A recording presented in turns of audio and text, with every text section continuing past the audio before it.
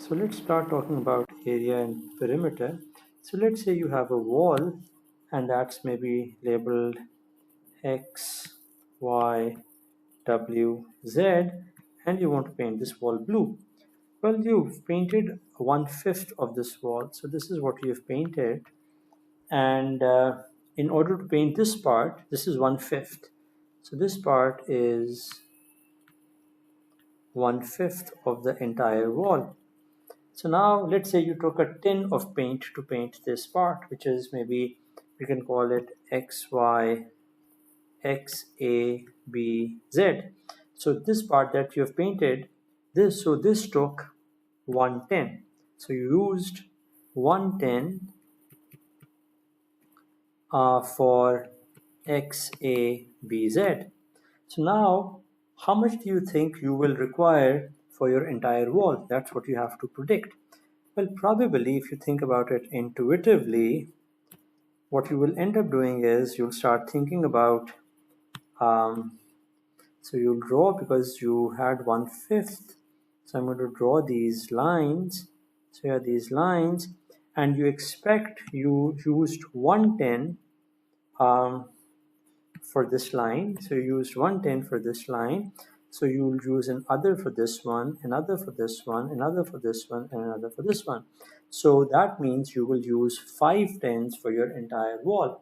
Now, so the one way to say it is that your entire wall has 5 times area.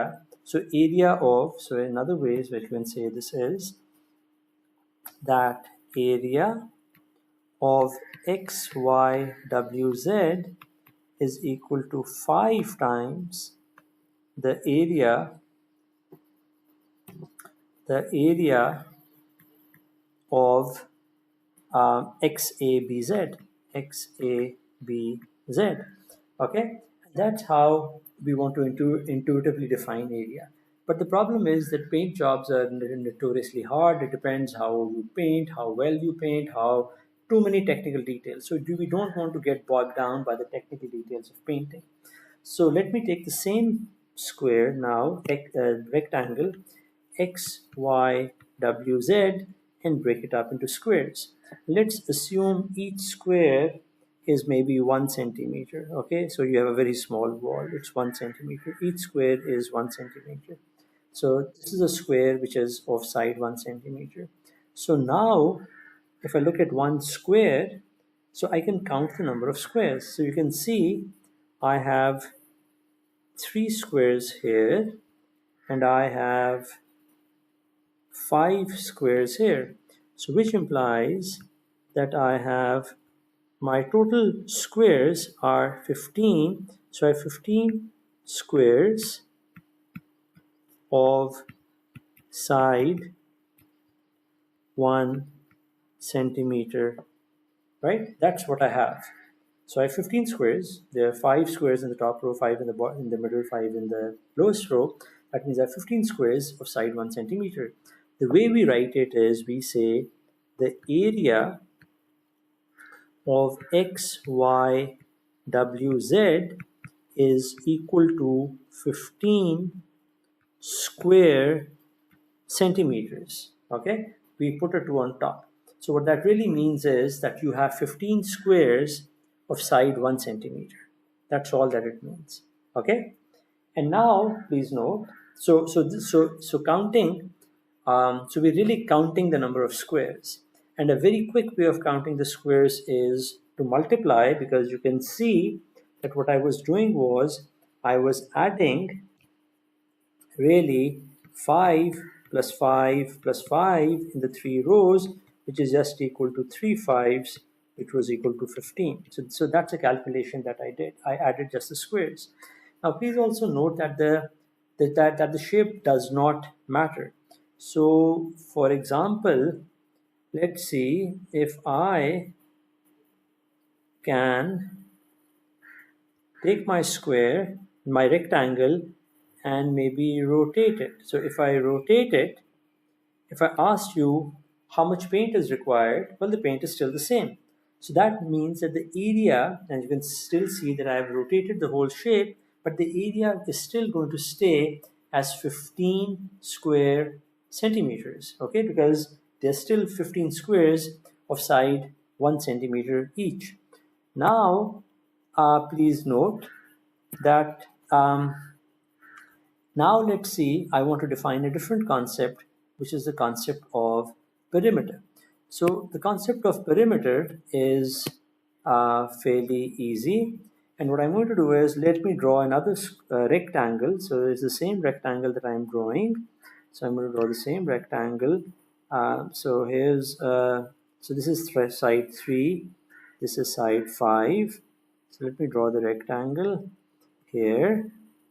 And please note that this has side 3 centimeters because there were 3 squares here.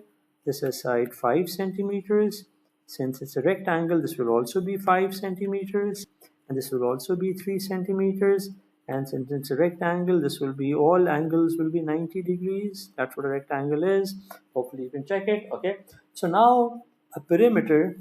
So if I want to define a perimeter, so perimeter is the distance that you walk as you go around the shape. So let's say I start from here, and let's say so I start from here and I start walking. So first I'm going to walk 3 centimeters. Then I'm going to walk 5 centimeters. Then I'm going to walk another 3 centimeters. And then I'm going to walk back and I'll get back to my original place and it will be 5 centimeters. So the total area would be equal to 8 plus 8, which would be equal to 16 centimeters. So the perimeter is really the distance that you cover as you walk around the shape. Area is the number of squares that you can fit into the shape, and of side 1 centimeter. Now you have to be careful. Remember, my square was of size 1 centimeter. But if, let's say, that your square that you draw over here, so let me try to draw a small square. So if I have a square of, let's say, so here's my square that I'm going to draw. This may not look like a great square, but hopefully this is a square.